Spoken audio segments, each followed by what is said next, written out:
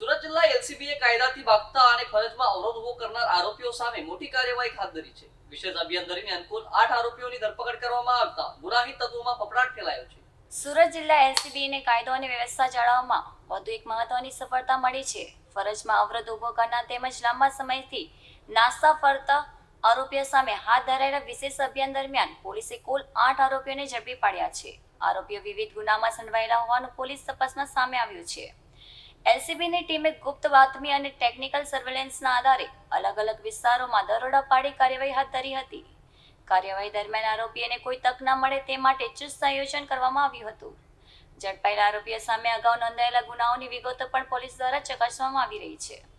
કેટલાક આરોપીઓ લાંબા સમયથી પોલીસને ચકમો આપી ફરાર હતા.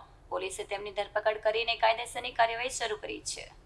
આરોપીઓની પૂછપરછ દરમિયાન અન્ય ગુનાઓ અંગે પણ મહત્વની માહિતી મળવાની શક્યતા વ્યક્ત કરવામાં આવી રહી છે. જિલ્લા પોલીસ દ્વારા ગુનેગારો સામે સતત કડક વલણ અપનાવવામાં આવી રહ્યું છે. આ સફળ કામગીરીથી ગુનાહિત તત્વોમાં ફફડાટ ફેલાયો છે.